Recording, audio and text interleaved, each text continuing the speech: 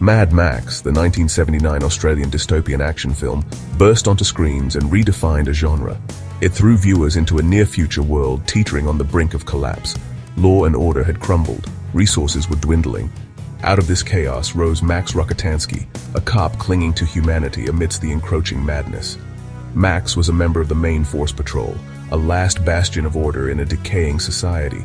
He patrolled the desolate highways, battling increasingly brazen biker gangs. But Max's world was about to be shattered.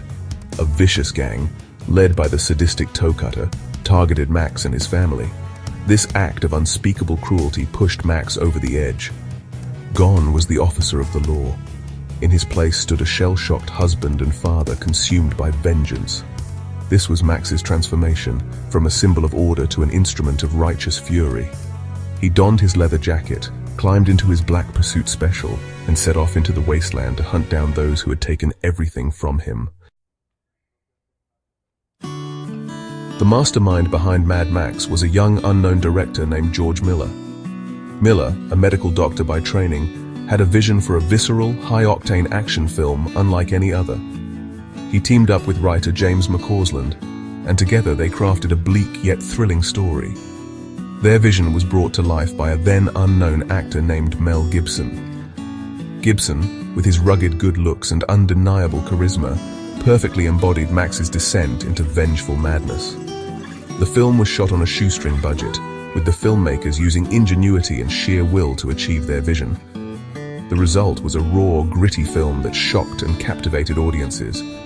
Despite its low budget, Mad Max was a box office sensation. It became the most profitable film ever made at that time, catapulting both Miller and Gibson to international fame. The film's success paved the way for a franchise that would span decades and multiple sequels. Mad Max is as much about its vehicles as it is about its characters. The cars are not mere modes of transportation. They are extensions of the characters themselves, reflecting their personalities and their place in this brutal new world. Max's Black Pursuit Special, a modified Ford Falcon XB GT 351, became an iconic symbol of the film and the franchise. This supercharged beast, with its growling engine and menacing presence, perfectly embodied Max's transformation into a force of nature. The villains too had their own memorable vehicles. The Toe Cutters gang rode customized motorcycles, terrorizing the highways with their speed and brutality. These vehicles were more than just machines. They represented freedom, power, and survival in a world where gasoline was more valuable than gold. The roar of an engine was a war cry, a challenge, a desperate bid for survival in the face of anarchy. Mad Max was more than just a high-octane action film. It was a stark commentary on societal collapse, resource scarcity, and the thin line between civilization and savagery. The film's themes resonated deeply with audiences, tapping into anxieties about the future and the fragility of order. The film's impact on Australian cinema was significant.